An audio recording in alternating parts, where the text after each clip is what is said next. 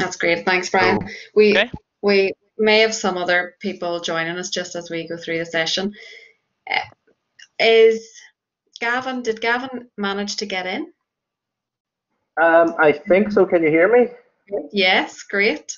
So maybe Okay, Gavin, well, while we have you and your connections working, if you could maybe start just by sharing really what your journey has been to date, and just share with the students from that, being a former graduate, how that career process has been for you and things you've learned along the way that you feel you'd like to share with this group. yep, I'll certainly give it a go. I'll start out just with the kind of the more basic, history of, where I am now and I guess how I got here. And I'll try to follow that up then with something insightful off the top of my head. Um, but basically, just to start off, yes, I'm an alumnus of Ulster University Coleraine, or University of Ulster Coleraine as it was back when I actually graduated.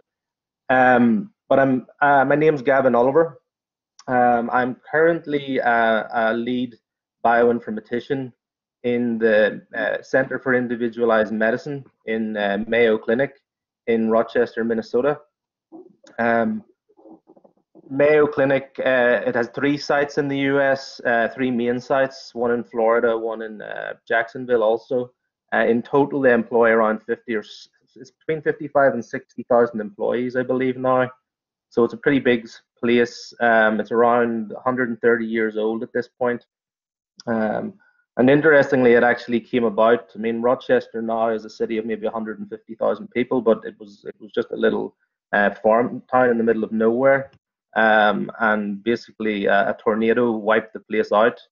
And subsequent to that, a local doctor by the surname of Mayo actually set up the clinic with a bunch of nuns. And we actually still have, we still have, collaboration, I guess, with local nuns. So it's quite a, I guess, quite a conservative kind of a place. Um, no devastating tornadoes since then, thankfully, although we've had a few tornado warnings. Um, if you're aware of Mayo Clinic at all, or not aware, it's regularly rated currently one of the #1 hospitals, and in fact #1 in many categories within the USA. And most, if you ever want to see even more about Mayo Clinic, I can almost guarantee you that if you decide to go to Google and the next time you get paranoid and you want to search some symptoms that you're suffering from, Mayo Clinic's probably going to be the first hit that comes up. So that's one of the reasons people generally know what it is. It has nothing to do with mayonnaise, and it has nothing to do with Mayo in Ireland, which is another misconception. Um, but currently, I'm here. Like I said, I'm a lead bioinformatician. It's a staff position in that it's not a faculty position. Which is good, and it has its pluses and minuses. It means that it's a permanent position, and I've no need to kind of seek out my own funding, which is reassuring, especially now in the middle of COVID and all that uncertainty. Um, Currently, I'm a green card holder, so I'm a permanent resident, but I started life at Mayo on an H-1B visa, or I can just say H-1B visa now. Sorry, I'm Americanizing for the wrong audience. Um, but so H-1B visa is generally the way that people get permanent work here. But again, at the moment, with everything that's going on, there's a bit of a freeze on those, just in case anybody's curious. Um, so I'm also an assistant professor in medical informatics. So whilst I'm not on the faculty track, I do engage in still quite a bit of academic activities in Mayo, and I'm given quite a bit of freedom to do that. So I'm an assistant professor in medical informatics, an associate in health sciences research, which is basically just an internal recognition from Mayo, a fairly rare one where they kind of say, despite the fact that you're not on the faculty track, you do sufficient academic work that we see you as academic staff essentially. And I'm also a member of the academic faculty. I'm a postgraduate level instructor and course director in the Mayo Medical School. I'm going to list off a couple of other things here, and this isn't really trying to like highlight my own achievements. It's just to show you that despite the career path you take, you can still engage in a lot of things that aren't traditionally on that path. So, for example, whilst I'm not judged by my ability to publish, I'm an author on approximately 32 scientific manuscripts at the moment, and I'm first or co-first on around 8 of those, I believe. I'm a reviewer for around 10 different journals, and I'm on the editorial board for both Frontiers in Bioinformatics and Computational Biology and Frontiers in Genetics. So that's a little, well, quite a lengthy introduction to who I am and what I'm doing now. I'll try to briefly take you through, what the journey was to get here. I grew up mostly in County Tyrone and County Armagh, mostly County Armagh, and graduated out of Portadown College in 1998. I did Biomedical Sciences at UUC. And part of that, I don't know if this is still the case there, but the third year of that course was a year where you had to go off and work somewhere and do something to gain some industry experience. So I did it. The third year was a diploma in industrial studies, and I did that at the University of Nevada in Reno, where I worked in the Department of Physiology and Cell Biology. Graduated finally from the undergraduate course in 2002, and immediately transitioned then into a master's degree also at UUC. And really, I mean, I'm not going to try and claim that I had any huge amount of direction professionally when I was at that age. So I really just did bioinformatics because I thought I liked computers more than labs. And it was a good way to try and combine the degree and hopefully bring in an element of something that I had a little bit more passion for, whilst being totally uncertain where it would bring me. So I finished that in 2004, and I worked then very quickly after leaving and very briefly in Randox for a grand total of, I think, 3 or 4 months, where I was a clinical systems specialist, just kind of collecting details on clinical analyzer machines and comparing them for their product line. And 2005, I became then a bioinformatician at UnLock Diagnostics down in Craigavon. And again, I didn't, it was actually a friend of mine who'd been in the same course as me who even found out that those jobs existed and that the company existed, because I had no awareness of it. So again, it just goes to show that sometimes the jobs that you get come from strange places, because like I said, if he hadn't told me about it, I probably wouldn't even have realized that there was a bioinformatics company literally a mile from my house. So I mean, I stayed there for around 7 years. I moved through the ranks of a bioinformatician, senior bioinformatician, and then sequence analysis team leader. And I was responsible for a lot of work based on developing microarrays for developing different diagnostic or prognostic cancer tests. And as time progressed, I moved into next generation sequencing because that was really starting to blow up around 2007, and I thought it was an interesting way to try to go. So I started pursuing that. And then in 2010, I met a couple of people from Mayo Clinic at the XGen Congress in San Diego. Got talking to them. They said to me, we're hiring. This is a hot area, and we need bioinformaticians in the USA. Can you come work for us? Spoke to my then girlfriend, now wife, and she said, no, I have no interest in going to the USA. I've never seen myself there. It's not happening. And so I kind of forgot about it until a couple of years later. I met the same guys at a different conference, also in the USA. And at that point, I needed out of my job. I was just, stagnant. It was time for a change. My wife was unhappy with her job. And I just said to them, any jobs? And they interviewed me at the conference in Florida provisionally, and then flew me out a month later to Rochester. And by September of 2012, I think it took maybe 6 months total, I was working full-time in Rochester, Minnesota. Now, I don't know how much time I've taken up there. Can somebody tell me? Hi, Gavin. Yeah, that's great. I suppose just even what have you anything, bearing in mind that these guys are just starting out as graduates, is there any sort of advice or that helped you along the way, any particular skills even that you feel are relevant within that industry? Just a couple of minutes. There will be opportunity to ask questions in the breakoff room too. Yeah, I would say, especially when you're coming out, I mean, I had a tendency to think that university was somehow, the end in a way. I've got my skills now, and now I just have to find something to do with them. I would say, don't think the way I thought. Think of yourself essentially, this is the equivalent of you're leaving primary school and you're about to go to secondary school. because for the rest of your life now, I mean, you're still extremely young, and your learning is only beginning. So don't think that you're at the end of some kind of a path. Realize that you're just at the beginning, and every single day and every professional experience is a learning experience that you're going to build on for the rest of your career. I would say, especially in these early days, apply, apply, apply. Just get into the habit of it. Search, relevant literature. I don't know, nature jobs, new scientists, local newspapers. I don't know what websites are most popular now, but look at anything that appears even 75% relevant. Apply, because it's good practice in every way. It's good practice in applying, in writing those letters, in interviewing. You need to develop those skills. You need to get over the fear of it, and you are going to get rejected. It doesn't matter how good or how or otherwise, you will get rejected. So learn not to worry about that. Cast a wide net.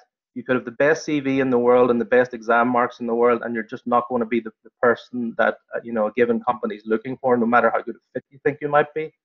So that's another thing I would say is keep applying. Don't get demoralized. Take all all the good and bad that comes out of it as good. It's all experience, and you're going to look back on it all as good experience. And it may be 20 years down the line, but you're going to understand how important it all was. Ensure that you have a good, clean CV that somebody has looked at. Somebody with a good professional eye has looked at. Basic font, well spaced, justified text. Don't try to list too many skills that you don't actually have or have a very, very light experience of, because that turns off people that have reviewed enough CVs to know it. And don't go and spend 10,000 or £1,000 on getting some professional company to do your CV. It's unnecessary. Just make it clean, make it honest, make it highlight the things that you're best at. And off the top of my head, I've got more, I'm sure, but off the top of my head, and I'm also worried a little bit about the time. Those would probably be the main ones for now. Also, one final thing I would say is it's not always what you. Sometimes it's who you know. Because I mean, I'm permanently employed in the UK or in the USA now, and really it's because I was lucky. I met people at a conference. They liked me immediately.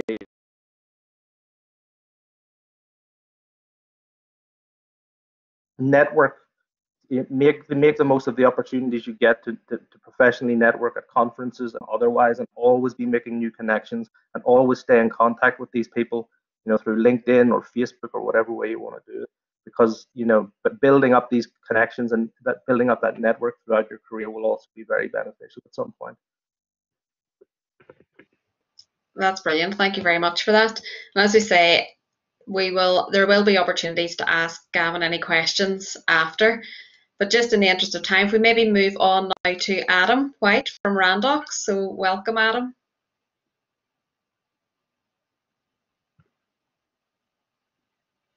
Hopefully Adam's still with us.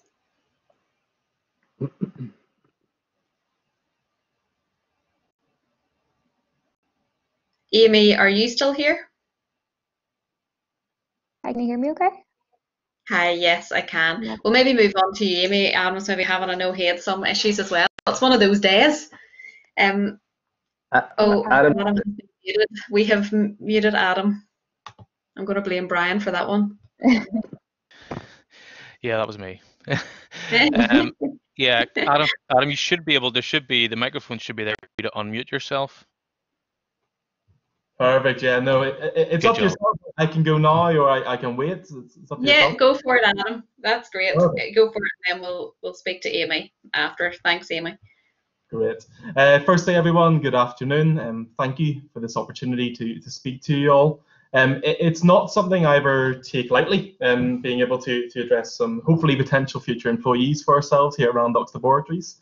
As kindly introduced, my name is Adam White, and I come from the Human Resources team here at Randox, with one of my main responsibilities being to look after early careers within the company.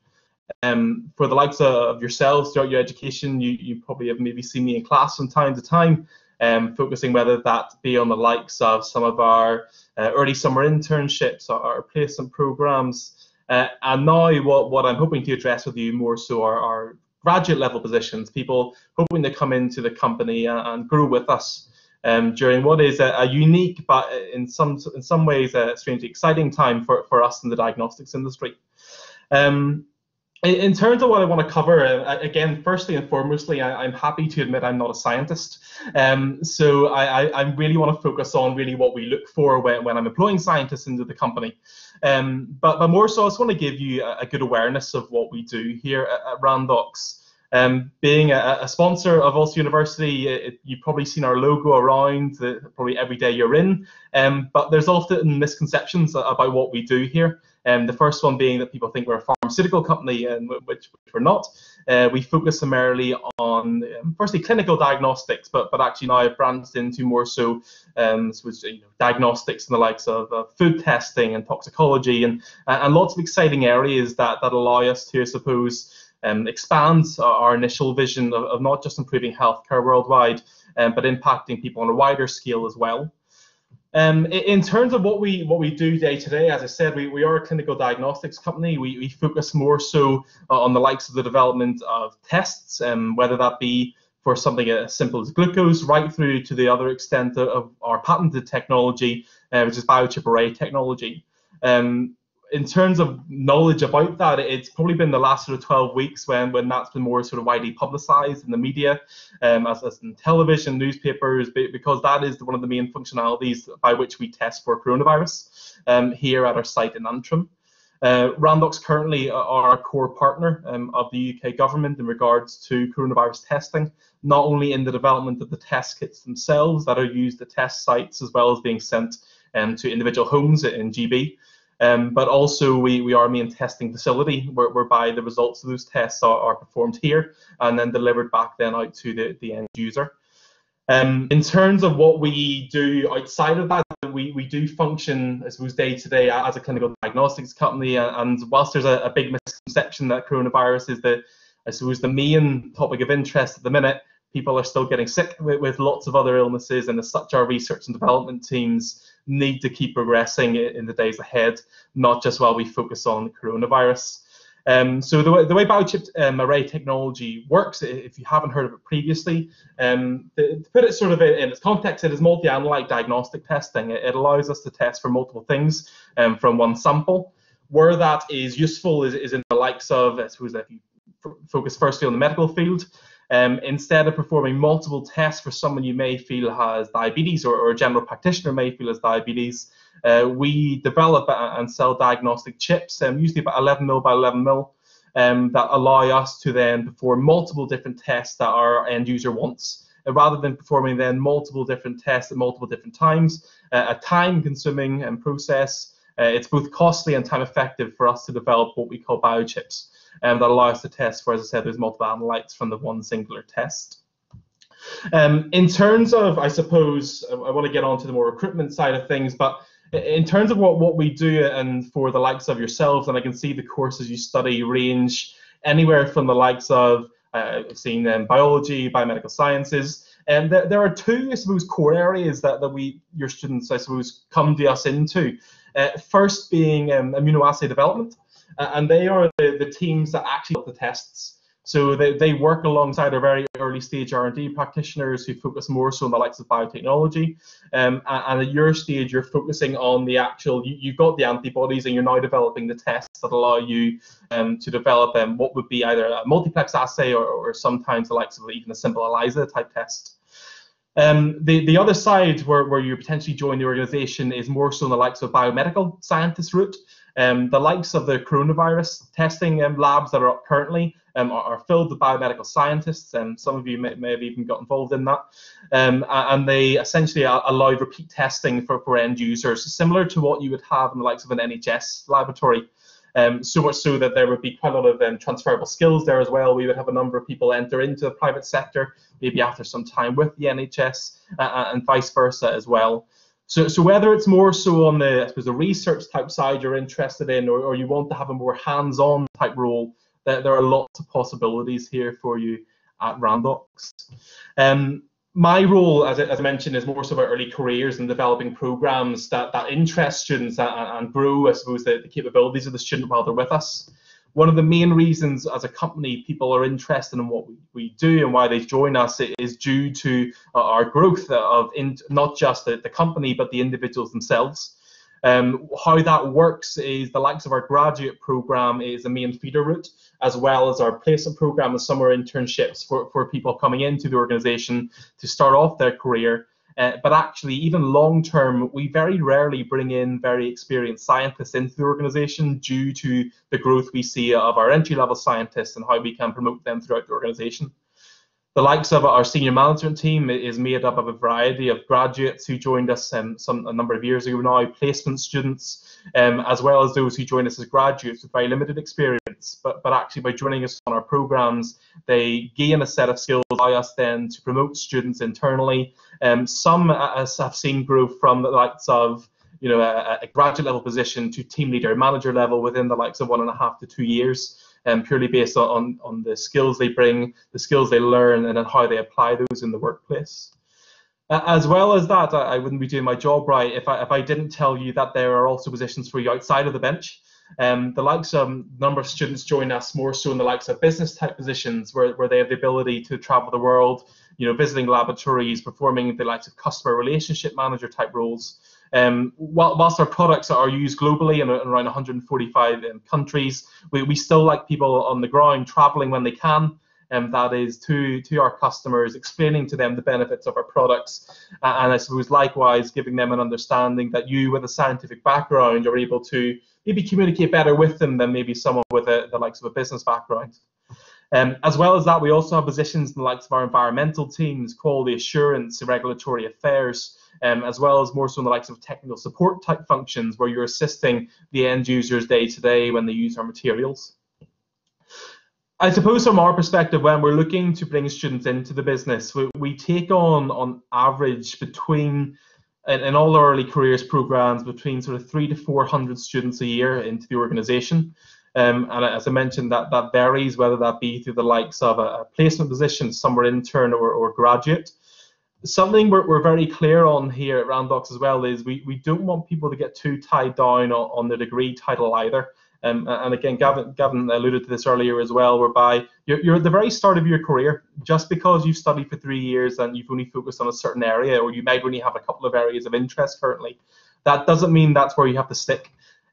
You're going to be employed hopefully for around 50 years, I think is now the average. So therefore, it's important that you're doing something that you love and something you're able to develop over time as well.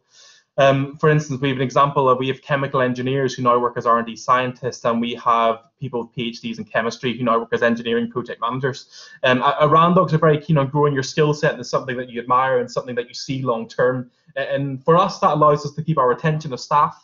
And for yourself, it allows you to develop as well. But in terms of getting into organizations, likewise myself, Almac was mentioned earlier, Norbrook, there's a plethora of potential employers out there. But as again alluded to by Gavin, it's important to get through those initial stages, whether that be the CV, the interview, or whether that be even the likes of assessment centers which you've used previously. And at this time in particular, the fact we're doing this remotely highlights how much of a unique situation we're in currently, and that applies directly to the job market as well. So I have 4 key points I hope it's okay to share with you that I suppose if I was with you personally, or if I was advising a student now, that I feel are the most important things to try and get into an employer like ourselves. Firstly and foremostly, one of the pet hates, I suppose, of our hiring managers are students who don't promote their experience well. You coming out of university, whether you've done a placement, whether you haven't done a placement, you come out experienced. Therefore, on your CV, it's important to highlight everything you've done so far in university that you feel directly apply to the likes of us as an employer, whether that be your lab-based skills, whether that be skills in the likes of extracurricular activities, whether that be something you've maybe done as part of, even before entering into university. More so the likes of, we've had people join us previously with the only business experience I've ever had was a week of young enterprise at school. But again, it's relevant and it's something you're able to talk about. Again, for the likes of graduate positions as well, when emphasizing your experience, it's okay to get technical. Scientists and engineers, likewise, when joining into the likes of a company like ourselves, you are one of what could be hundreds, if not thousands, of applicants. And that's not to scare you, it's to give you a bit of insight in regards to what your competition is like. And when you're reviewing CVs by the hundreds, you need to be able to stand out. So how you can do that is about either emphasizing the skills you've learned at university, whether they be technical or non-technical. In addition to that as well, don't underplay your placement year if it's something you've undertaken. The likes of myself, when I think back on my graduate journey, I didn't go down the graduate route because I had done internships throughout my university career, therefore was able to go into a direct entry post rather than look at the likes of a graduate scheme. And again, alluded to by Gavin, apply for everything you feel you meet some of the criteria of. Any sort of private organization you're looking at, whilst they have the likes of advertisements with set skills, etc., they will look at your CV. It'd be a very rare occurrence, especially in the areas I've worked in, whereby if you take a 9 out of 10 boxes, they're going to tell you that you're not worth an interview. That most likely won't happen to you. So therefore, if you feel you meet the majority, definitely apply. When you're applying, and this is my second point, tailor your CV. And why that's important is and we know you're going to apply for hundreds of positions. And regardless of you're asked if you're in any other programs or for any other jobs, we know that it's a difficult market out there, and the chances are you're not just applying to us. But what will make you stand out from the crowd is if you are able to tailor your CV to what interests you that we do. A good example of this is I interviewed a graduate about just before lockdown happened, so in early March. And whilst he applied for a generic scheme, he was only interested in working for Randox toxicology. And what that meant was that I was able to get a dedicated panel of our toxicology team who were able to come and meet with him. He was able to explain his interest to them, and as such, he's able to join us this coming September. And that was only for the fact he was able to research our website to get an understanding of what we do. And from me as a recruiter standpoint, I was able to put him in the best case position at that interview stage to ensure that, assuming he performed well, he would be able to join us and further on that interest. When you've come through, then this is the third point, and you're at interview stage, do your research. The easiest thing that you can do to impress a panel is know what the company does. It's a very simple question we'll ask every candidate in regards to what they know about Randox. Therefore, complete your research. It's very simple. It's not like I've been told previously where you had to go to the library to work out what a company did. It's a quick Google. Every company will have a website. Understand their history. Whether that means I'm told 10 times a day that we were formed in 1982 by Dr. Peter Fitzgerald in a chicken shed in Antrim, it doesn't matter. It's about us knowing that you've been able to go out and complete that research to know what we do. And lastly, for us as well, show us what motivates you. In regards to our programs, we design them around being able to develop students. We understand that regardless whether you're a graduate or whether you're 30 years in your field, the nature of what we do and what every company does similar to us, we do it uniquely. Therefore, you're still going to have to go through the same training. You'll still have to go through the same processes to get up to a level of competency. Therefore, tell us at interview and show us at interview what motivates you. And that means that we're able to see how we can mold you into what will be hopefully not only a fantastic scientist, but someone that we can then grow internally as well. I realize I've probably gone over time, and obviously I want to go into hopefully a bit more of this in the Q&A session afterwards. But that's everything I have for now. Thank you.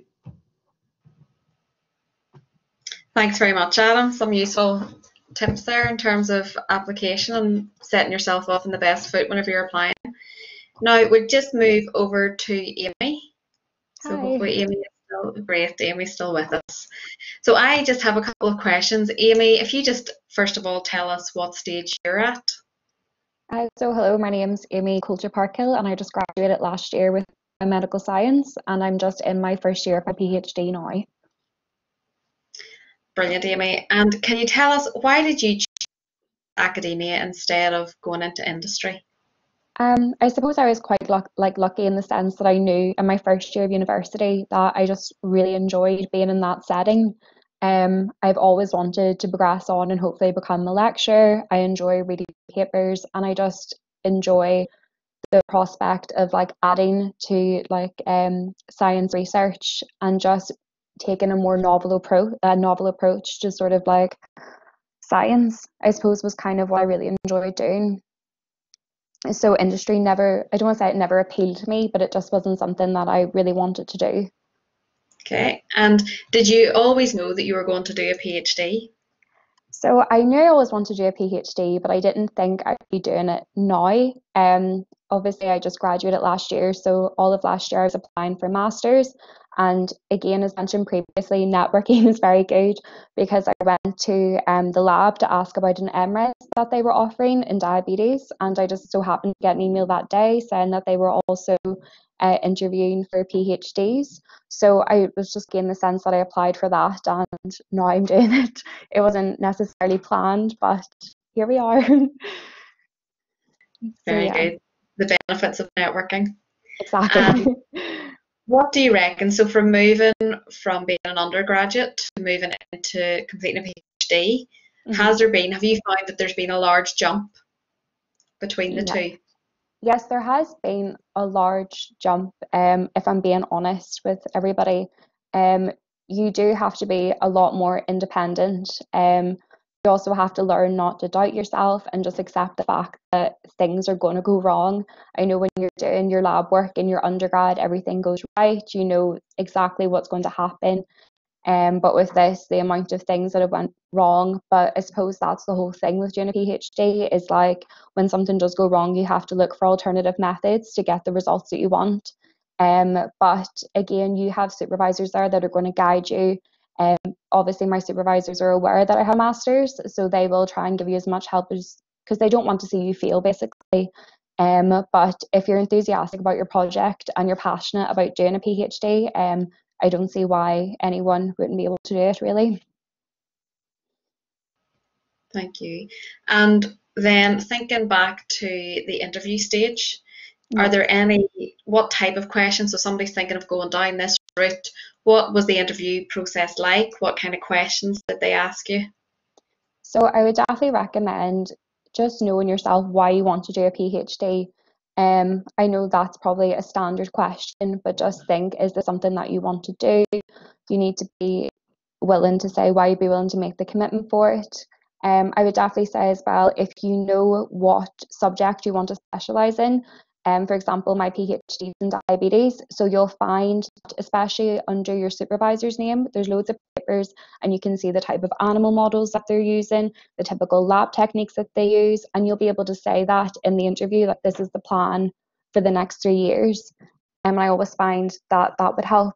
And as mentioned previously by Adam with Randox, just be able to sort of promote the lab experience that you have. It doesn't matter how small it is, just know the list of things that you've done in your undergrad. If you've done a placement, be able to describe the lab techniques that you use there and how this would make you ready to work in a lab at a PhD standard. I suppose was kind of the questions and how I prepared for doing the interview. Yeah. Thank you. And then just the final question for now is what type, you mentioned that you had applied to masters and that you maybe didn't always know you were going to complete a PhD straight away. So what kind of masters opportunities have you been applying for? So previously I'd actually done an Erasmus year in Germany. So I'd actually applied for masters further afield in Europe that were based around diabetes. But I would definitely recommend if you are going to apply for masters that are in Europe, you need to know that they're actually like not as expensive and they're funded basically. So you have to be ready for like the competition. You're not always going to be successful in that, and that's okay. Don't let that get you down. And I also applied for a few MRes, so that's a master's in research. The reason I did this was because I just wanted to get more lab experience, and I knew at some point I would want to do a PhD. So I definitely think if this is something that you're wanting to do, look at masters that are going to have you in the lab rather than doing exams, I think would be the main point. So if you're currently looking at MRes now, there's a few in the diabetes research group, and that just means you'll be doing loads of coursework, writing a literature review, which will kind of prepare you for writing scientific papers in the future.